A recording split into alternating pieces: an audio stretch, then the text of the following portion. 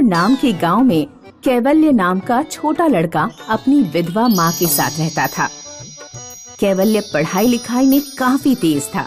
उसकी माँ उसे बड़ा आदमी बनाना चाहती थी, इसलिए हर रोज काम पर जाती थी। माँ, आप कौन सा काम करती हो? बेटा, मैं एक होटल में कैशियर हूँ। खाना बना दिया है, खा लेना और स्कूल में मन लगाकर पढ़ना। माँ ने कैवल्य को किसी चीज की कोई कमी कभी महसूस नहीं होने दी और कैवल्य भी हर साल स्कूल में फर्स्ट आकर माँ का हौसला बढ़ाता रहा। कुछ साल बीत गए और कैवल्य जवान हो गया। अब वह कॉलेज में पढ़ता था। कॉलेज में नेशनल लेवल की टैलेंट हंट एग्जाम होने वाली थी। कैवल्य ने दिन रात पढ़ाई की और एग्जाम में बैठ गया। रिजल्ट आया तो कैवल्य ने टॉप किया था। कॉलेज में कैवल्य की प्रशंसा और अभिनंदन हेतु एक प्रोग्राम रखा गया। गोपी किशन बजाज प्रोग्राम के चीफ गेस्ट थे। गोपी किशन बहुत ही बड़े उद्योगपति थे। प्रोग्राम खत्म होते ही गोपी किशन कैवल्य को बोले, तुम्हें अब पढ़ाई करने परदेश जाना चाहिए। सर, इतनी हैसियत मेरी कहाँ, छोटी मोटी नौकरी भी मिल जाए तो बहुत है। तुम चिंता ना करो, मैं तुम्हारा सारा खर्चा उठाऊंगा। फिर क्या था, कैवल्य परदेश जाने की तैयारी करने लगा। कैवल्य की माँ खुश भी थी और कैवल्य से जुदा होने के गम में रो भी रही थी। कैवल्य की फ्लाइट ने परदेश की ओर उड़ान भरी और माँ दिन भर रोती रही। देखते देखते 5 साल बीत गए और कैवल्य के लौटने का दिन आ गया। कैवल्य की माँ अब बूढ़ी हो गई थी, फिर भी उत्साहित होकर कैवल्य को लेने वह एयरपोर्ट आई। फ्लाइट लैंड हुई और कैवल्य माँ के सामने आया तो माँ उसे देखती रह गई। कैवल्य बदल गया था और बड़ा आदमी बन गया था। माँ गले लगाने आगे बढ़ी तो कैवल्य पीछे हट गया। गले बाद में मिलना, कपड़े खराब हो जाएंगे, चलो घर चलते हैं। यह सुनकर माँ हैरान रह गई। कैवल्य अब बदल चुका था। घर आकर भी उसने माँ के साथ ढंग से बात नहीं की। लैपटॉप पर दोस्तों के साथ वीडियो चैटिंग करता रहा और माँ दुखी होकर काम पर निकल गई। दूसरे दिन कैवल्य उद्योगपति गोपी किशन से मिलने उनकी फैक्ट्री पर गया तो गोपी किशन बोले, वाह बेटा, तुम्हारी तरक्की देखकर सीना चौड़ा हो गया। सारा श्रेय आपको जाता है सर, आपने खर्चा उठाया इसलिए ये सब हो पाया। वो सब छोड़ो, तुम्हारे लिए एक सरप्राइज पार्टी है, कल शाम को आ जाना। कैवल्य खुश हो गया और अपने घर चला गया। दूसरे दिन कैवल्य तैयार होकर पार्टी जाने के लिए निकला तो माँ पूछने लगी, कहाँ जा रहे हो बेटा? माँ का सवाल सुनकर कैवल्य परेशान होकर सोचने लगा। अगर माँ को बता दिया कि पार्टी में जा रहा हूँ तो ये भी साथ में आने की जिद करेगी। ऐसा सोचकर उसने माँ से कहा, माँ, मैं दोस्तों से मिलने जा रहा हूँ। कैवल्य गोपी किशन के बंगले पर पहुँचा। सारा बंगला जगमगा रहा था। काफी वीआईपी गेस्ट आए हुए थे और सब लोग कैवल्य का इंतजार कर रहे थे। कैवल्य के आते ही गोपी किशन अपनी जवान बेटी के साथ उसका स्वागत करने लगे। वेलकम बेटा, इनसे मिलो, ये है हमारी इकलौती राजकुमारी अनन्या। कैवल्य ने अनन्या से शेक हैंड किया। अनन्या काफी खूबसूरत थी।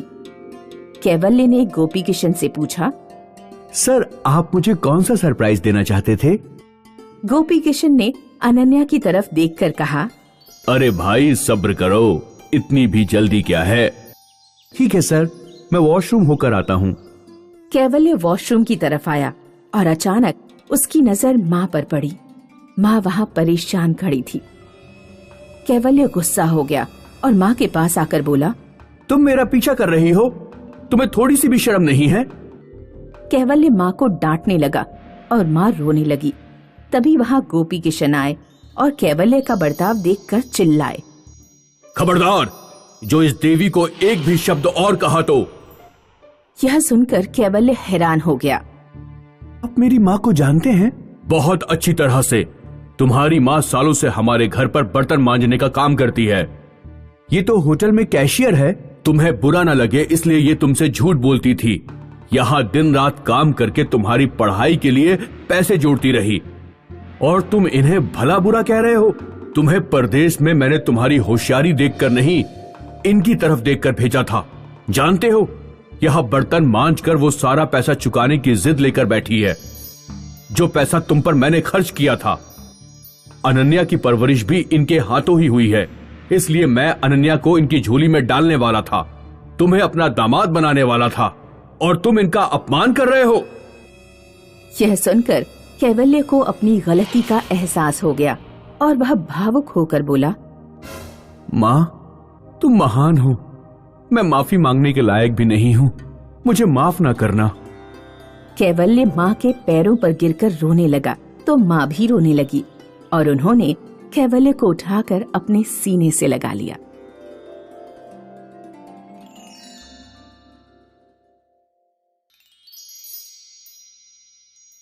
महाराष्ट्र में एक गांव था जहां कमला अपनी बेटी करिश्मा के साथ रहती थी। कमला काजू की खेती किया करती थी। उसके खेतों का काजू पैक होकर देश विदेशों में जाया करता था। कमला का गांव में सबसे बड़ा घर था। धन संपत्ति होने के बावजूद कमला को अपने ऊपर कोई घमंड नहीं था। वह हर साल जाड़ों में गरीबों को कपड़े दान करती थी और समय समय पर गांव में भंडारा भी करवाती रहती थी। माँ, हम इतने अमीर कैसे हुए? क्या आपको कोई सोने का खजाना मिल गया था? नहीं बेटी, तुम्हारे पिताजी और तुम्हारे दादाजी बहुत मेहनती किसान थे। उन्होंने बहुत मेहनत से काजू की खेती करके धीरे धीरे धन संपत्ति अर्जित की थी। इसीलिए हमें अपनी संपत्ति पर घमंड नहीं करना चाहिए। माँ, हम हर साल इतना सारा खाना क्यों बांटते हैं? बेटा, धन इकट्ठा करने से ज्यादा संतुष्टि उसे दान करने में मिलती है। जब तुम बड़ी हो जाओगी तब यह बात खुद ही समझ जाओगी। कमला से जलने वालों की गांव में कमी नहीं थी। गांव में बनवारी नाम का एक किसान रहता था जो अपने खेत में गन्ना उगाता था। इस बार गन्ने की फसल फिर हल्की रही है। उधर काजू की खेती देखो कितनी बढ़िया हुई है। दोनों माँ बेटी पता नहीं इतने पैसों का क्या करती हैं। तुम उनसे ईर्ष्या क्यों करते हो? अभी परसों ही पूरे गांव में भंडारा करवाया था उन्होंने। कमला अच्छी इंसान है। ये दान दया सब दिखावा है। माँ बेटी ने बहुत धन छुपा कर रखा हुआ है। उधर कमला अपनी कार से घर लौट रही थी। सड़क पर एक गड्ढा था जिसमें पानी भरा हुआ था। कार का पहिया गड्ढे में चला गया और गंदे पानी के कुछ छींटे बनवारी पर गिर गए। कमला ने तुरंत कार रोकी और बनवारी से माफी मांगी। माफ करना बनवारी भैया, मेरा गड्ढे पर ध्यान ही नहीं गया था। कोई बात नहीं। कमला जब चली गई तो बनवारी अपने दोस्त से बोला, जब तक मैं इससे बदला नहीं ले लूंगा तब तक अपने कपड़ों से ये दाग नहीं मिटाऊंगा। ये क्या बक रहे हो? उसने तुमसे माफी मांग ली है, इस तरह नाराज? तुम चुप रहो और अपने घर जाओ। बनवारी नदी पार वीराने में रहने वाले एक तांत्रिक को जानता था। वह तांत्रिक काला जादू करता था। बनवारी तांत्रिक से बोला, मेरे गांव में कमला नाम की एक औरत रहती है। मुझे उसकी काजू की खेती बर्बाद करनी है। मेरा काला पानी ले जाओ। जिस खेत में छिड़क दोगे उसकी मिट्टी क्षारीय हो जाएगी और क्षार वाली मिट्टी में काजू नहीं उग पाता। बनवारी तांत्रिक का जल लेकर कमला के खेत में गया और उसने पूरे खेत में जल छिड़क दिया। अगले ही दिन तांत्रिक के जल का असर कम हुआ और काजू के पेड़ सूख कर काले हो गए। करिश्मा खेत पर गई तो उसने पेड़ों को देखा। उसने सारी बात जाकर अपनी माँ को बताई। पेड़ कैसे सूख सकते हैं? जरूर किसी ने मिट्टी में कुछ मिलाया होगा। कमला ने खेत पर जाकर मिट्टी की जांच की। मिट्टी में क्षार बढ़ा हुआ है। लगता है किसी ने कोई जादू किया है। हमारे इलाके में ऐसी मिट्टी कहीं नहीं पाई जाती। अब क्या होगा माँ? चिंता मत करो बेटी, तुम्हारे पिता ने मरने से पहले खेती पर एक किताब लिखी थी। कमला ने किताब में पढ़ा कि क्षारीय मिट्टी में चंदन की लकड़ी उगाई जा सकती है। अगले ही दिन उसने अपने खेत में चंदन के पेड़ के बीज डाल दिए। कुछ महीनों बाद चंदन के पेड़ बड़े बड़े हो गए। उन्हें बेचकर कमला को काजू से भी दुगनी कमाई हुई। उसने गांव में भव्य भंडारा किया और गरीबों को जरूरत का सारा सामान बांटा। गांव के लोगों के बीच कमला की खूब वाहवाही हुई। गांव वालों के मुंह से कमला की तारीफ सुनकर बनवारी की आंखों में खून उतर आया। वह तुरंत गुस्से में तांत्रिक के पास पहुंचा और उसने तांत्रिक का गला पकड़ लिया। क्यों? तुमने तो कहा था कि तुम्हारी जल से कमला बर्बाद हो जाएगी, लेकिन वो तो और भी अमीर हो गई। मेरा गला छोड़ दो, मेरी कोई गलती नहीं है।